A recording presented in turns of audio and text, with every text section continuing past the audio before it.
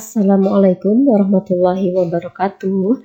Anak-anak, bagaimana kabarnya setelah kalian libur selama 2 minggu? Mudah-mudahan semuanya dalam keadaan sehat ya. Nah, hari ini kita mulai belajar lagi ya anak-anak. Bertemu lagi dengan Bu Nina.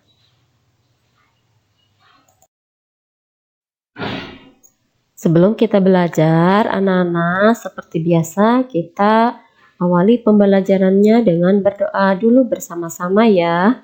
A'udzu billahi minas syaitonir rajim. Bismillahirrahmanirrahim. Rabbi zidni ilman warzuqni fahman waj'alni minas shalihin. Ya Allah, tambahkanlah aku ilmu dan berilah aku kemudahan untuk memahaminya. Dan jadikanlah aku termasuk golongan orang-orang yang soleh. Amin. Pada hari ini kita akan belajar di tema 8 tentang keselamatan di rumah dan perjalanan. Subtema 4, menjaga keselamatan di perjalanan. Pembelajaran 2 dan 3. Nah, pada kegiatan hari ini kita awali dengan membaca ya. Udin membaca sebuah cerita. Ceritanya berjudul Pemuda Bersuling Ajaib. Dahulu kala terdapat sebuah kota yang terletak di kaki Bukit Malaga. Kota itu bernama Kota Hamelin. Penduduk yang tinggal di Kota Hamelin hidup dengan aman dan damai. Sayangnya, kesadaran mereka terhadap kebersihan lingkungan sangat memprihatinkan. Mereka suka membuang sampah di sembarang tempat. Hingga akhirnya sampah-sampah itu menjadi sarang tikus. Seiring berjalannya waktu, jumlah tikus terus bertambah. Kota pun dipenuhi oleh kawanan tikus. Nah, semua jalan dipenuhi para tikus. Banyak warga yang kecelakaan hingga akhirnya meninggal karenanya. Musibah yang menimpa Kota Hamelin rupanya telah tersebar luas hingga ke kota-kota lain. Dari salah satu kota tersebut, ada seorang pemuda yang datang ke Kota Hamelin. Pemuda itu bernama Satria. Ia menawarkan diri untuk mengusir semua tikus yang berkeliaran. Sebagai imbalannya, sang pemuda meminta upah 2 keping emas kepada setiap orang yang ada di Hamelin. Warga Hamelin setuju dan sepakat untuk membayar. Pemuda itu mengeluarkan sebuah seruling dan mulai meniupnya. Suara yang keluar dari seruling itu sangat merdu. Suaranya membuat siapa saja yang mendengarnya terlena. Para tikus yang mendengarnya seakan terhipnotis. Para tikus mulai keluar dari persembunyian. Mereka berkumpul di sekeliling pemuda. Pemuda itu lalu berjalan menuju sebuah sungai. Setelah sampai, sang pemuda langsung menceburkan diri ke tengah sungai. Hal itu diikuti pula oleh para tikus. Ternyata para tikus tersebut tidak dapat berenang. Akhirnya semua tikus hanyut dan tenggelam. Sejak saat itu penduduk Kota Hamelin memperhatikan kebersihan lingkungan. Mereka tidak mau kejadian sebelumnya terulang kembali. Itu adalah cerita tadi, cerita yang berjudul Pemuda Bersuling Ajaib anak-anak.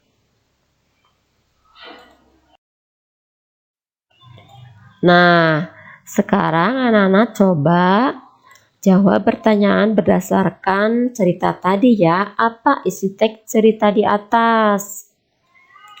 Ya, isi cerita di atas yaitu menceritakan tentang masyarakat Kota Hamelin yang suka membuang sampah sembarangan sehingga banyak tikus yang menyebabkan kecelakaan dan meninggal.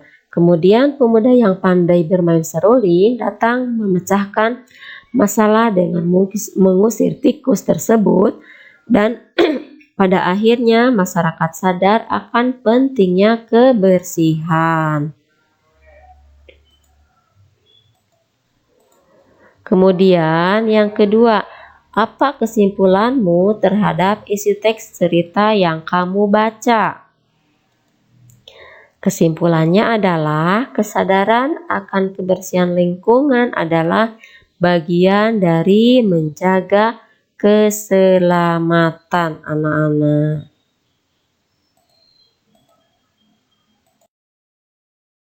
Nah, sekarang anak-anak masih ingatkah kamu dengan aturan penggunaan huruf kapital?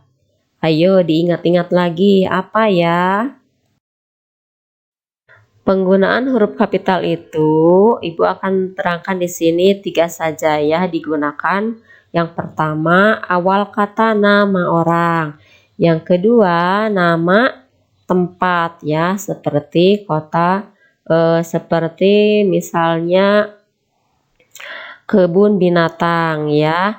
Terus ditulis pada setiap awal kalimat. Kita akan lihat contoh penggunaannya di dalam kalimat ya anak-anak. Nah, sekarang coba lihat. Temukan 5 kalimat dalam cerita tadi yang di dalamnya memuat aturan penggunaan huruf kapital.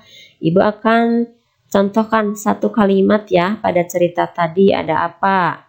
Di awal cerita ada kata dahulu kala terdapat sebuah kota yang terletak di kaki Bukit Malaga ya. Nah, ini dahulu kala ini ditulis D-nya huruf kapital karena ditulis pada awal kalimat. Kemudian Bukit Malaga yang di warna merah, kenapa di situ ditulis B dan huruf B dan M-nya itu kapital? Karena Bukit Malaga itu adalah nama tempat anak-anak. Nah, sekarang coba anak-anak dicari ya 4 kalimat lagi dari cerita tadi ya, terkait dengan penggunaan huruf kapital yang ada huruf kapitalnya anak-anak ditulis ya.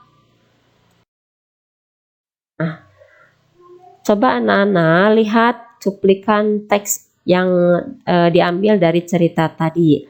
Penduduk yang tinggal di kota Hamelin hidup dengan aman dan damai. Sayangnya, kesadaran mereka terhadap kebersihan lingkungan sangat memprihatinkan. Mereka suka membuang sampah di sembarangan tempat, hingga akhirnya sampah-sampah itu menjadi sarang tikus. Nah, coba Nana, apa tanggapanmu terhadap isi teks di atas ya? Nah, bagaimana menurut anak-anak? Tulis ya. Kemudian apa yang harus kita lakukan agar lingkungan di sekitar kita tetap bersih ya? Contohnya selalu membuang sampah ke tempatnya ya. Apabila kita menemukan sampah, cepat ambil ya, jangan dibiarkan. Nah, tulis ya anak-anak isinya di buku kalian. Dan kita lanjut ke latihan berikutnya. Coba amati gambar berikut ini dengan teliti anak-anak. Manakah yang merupakan kegiatan menjaga kebersihan lingkungan sekitar ya?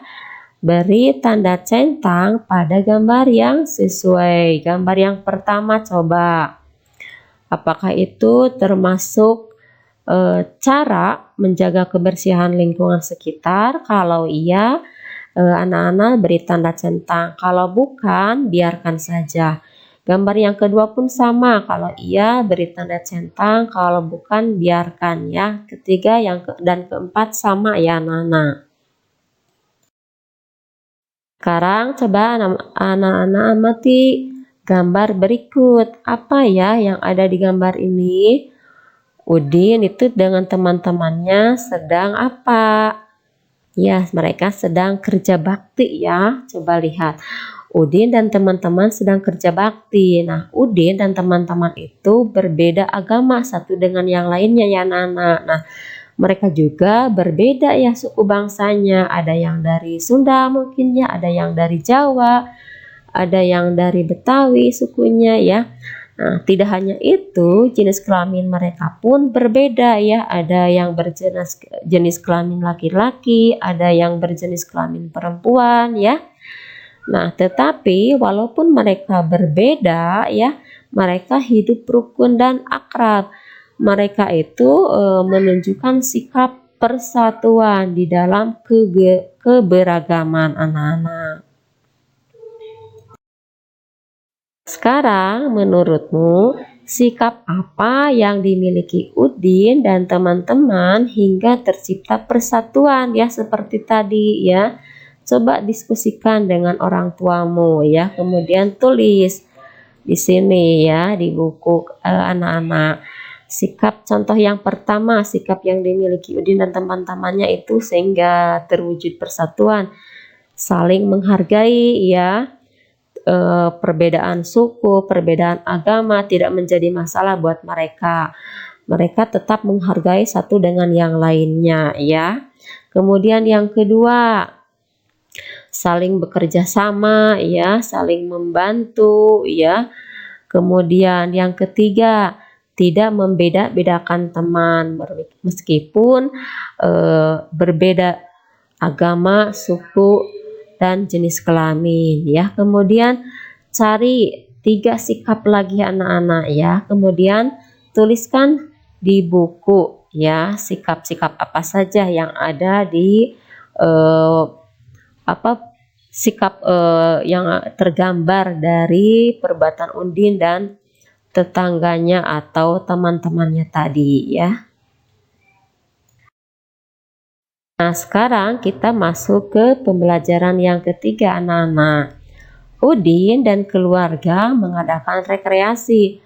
Mereka naik kereta api. Udin dan keluarga menjaga keselamatan diri. Mereka juga memperhatikan keamanan barang bawaan. Coba kita lihat percakapan di sini, percakapan ayah dan Udin ya yang sedang naik kereta api. Ayah berkata, "Hati-hati dengan tasnya ya nak, pegang baik-baik, jangan sampai hilang." Nah, Udin menjawab, "Iya ayah, aku akan memegang tasnya dengan baik." Nah, ini percakapan antara ayah Udin dan Udinnya ya. Sekarang anak-anak jawab pertanyaannya, apa isi teks percakapan di atas tadi ya. Nah, Ibu akan memberikan gambaran.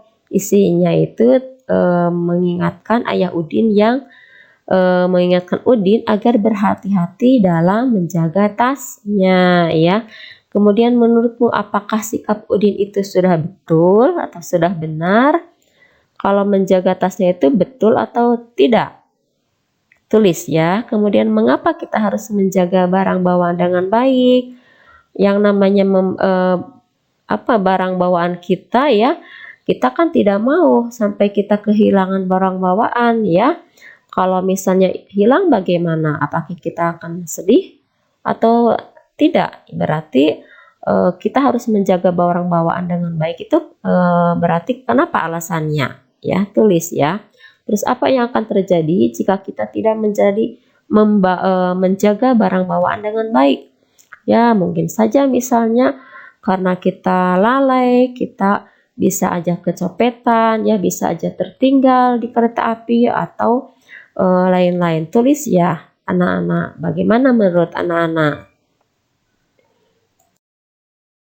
Nah, sekarang kita kegiatannya ayo membaca ya. Cara menjaga keselamatan di kereta api harus memperhatikan keselamatan di kereta api ya. Kemudian bagaimana cara-caranya? Yang pertama, pastikan kereta sesuai dengan yang tertera di di tiket ya. Kita kan sebelum naik kereta api membeli tiket terlebih dahulu ya. Nah, jadwalnya itu lihat ya, pastikan sesuai dengan kereta yang akan kita tumpangi. Kemudian pastikan jadwal keberangkatan dengan teliti agar tidak ketinggalan kereta ya. Kemudian apabila kereta api akan datang di jalurnya, tunggu sampai kereta api berhenti dengan sempurna ya. Jangan sampai anak-anak kereta belum berhenti sempurna, masih jalan pelan, anak-anak sudah naik, itu bisa aja menyebabkan kita celaka ya, jatuh dan lain-lain. Kemudian yang keempat, gunakan sepatu yang nyaman ya, sehingga memudahkan dalam bergerak ya. Jangan sampai menggunakan sendal atau sepatu yang kira-kiranya kita tidak nyaman untuk berjalan ya, atau apalagi untuk perjalanan jauh anak-anak. Nah, kemudian yang kelima, jagalah barang bawaan dengan baik ya. Dan yang keenam, jangan malu bertanya kepada petugas kereta api jika ada yang kurang jelas ya anak-anak. Nah, sekarang anak-anak tinggal jawab ya, apa isi teks di atas ya, yaitu tentang cara menjaga keselamatan kereta api ya, di kereta api selama menaiki kereta api ya. Kemudian apa kesimpulanmu terhadap teks di atas? Coba anak-anak berlatih simpulkan ya. Nah, sekarang kita amati. Nah, di sini ada jadwal keberangkatan ya. Masih ingatkah anak-anak dengan aturan penggunaan tanda titik ya? Coba lihat di sini ada nama-nama hari ya, dari mulai Senin, Selasa, Rabu, Kamis, Jumat, Sabtu, Minggu. Jadi ini ada 1 minggu ya. 1 minggu itu ada 7 hari. Nah, setiap hari Senin jadwal keberangkatan kereta api itu pukul 6.00. Jadi ini pukul 6 ya dibacanya itu. Pukul 6 pas. Hari Selasa, Rabu, Kamis sampai Minggu sama. Jadwal keberangkatannya itu adalah pukul 6 ya. Jadi penggunaan tanda titik itu di sini adalah digunakan untuk memisahkan tanda waktu ya. 06.00. Jadi dibatasi oleh titik ya waktu itu. Jadi ini dibacanya pukul 6. Kalau penulisannya 06.00 anak-anak, seperti itu. Ini salah satu penggunaan tanda titik ya. Nah, sekarang anak-anak berdasarkan jadwal tadi ya, anak-anak berlatih membuat kalimat berdasarkan jadwal keberangkatan kereta api ya. Perhatikan penggunaan tanda titiknya dengan benar. Ibu akan contohkan ya. Nomor 1, Ayah pergi ke Bandung naik kereta api pada hari Senin jam 6 ya. Nah, ini coba lihat jam 6-nya itu ditulis 06.00 ya. Kalau titik yang pertama itu penggunaan memisahkan tanda waktu. Kalau titik yang kedua itu titik menandakan akhir kalimat anak-anak ya. Nah, anak-anak coba tulis 4 kalimat lagi ya berdasarkan jadwal keberangkatan kereta api ini. Bisa misalnya Ibu pergi ke Surabaya naik kereta api dengan jadwal pemberangkatan pukul 6 ya, seperti itu. Atau dengan kalimat yang lain anak-anak ya. Ayo berlatih membuat kalimat ya. Nah, sekarang anak-anak masih ingatkah berapa hari dalam 1 bulan itu? Nah, banyak hari dalam 1 bulan, rata-rata ada 30 hari ya anak-anak. Jadi kereta api itu berangkat selama 1 bulan itu adalah 30 kali ya. Nah, sekarang anak-anak akan berlatih ya. Nomor 1, lihat. Jawablah soal-soal berikut dengan benar ya. kereta api tujuan Jakarta-Bandung melakukan perbaikan selama 60 hari. Berapa bulankah lama kereta api tujuan Jakarta-Bandung melakukan perbaikan? Nah, bagaimana caranya? Ibu akan contohkan cara penyelesaiannya ya, Nana. Di sini kan perbaikannya itu adalah 60 hari ya. Jadi 60 hari itu ada berapa bulan anak-anak? Nah, bagaimana caranya? Jadi 60 hari itu dibagi dengan 30 ya.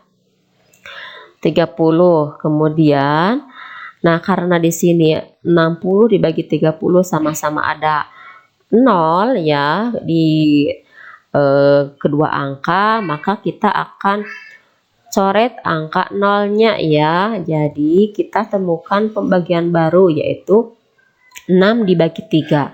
6 dibagi 3 itu sama dengan 2 bulan ya. Jadi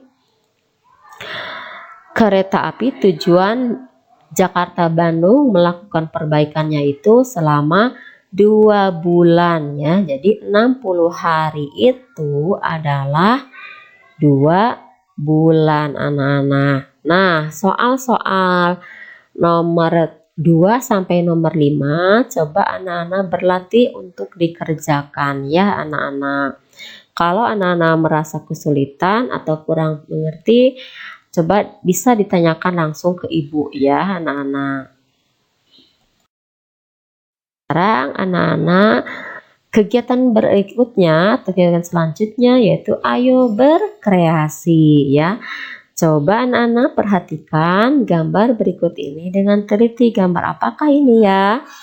Nah, ini adalah gambar lokomotif kereta api ya yang bisa dibuat dalam bentuk hiasan ya anak-anak.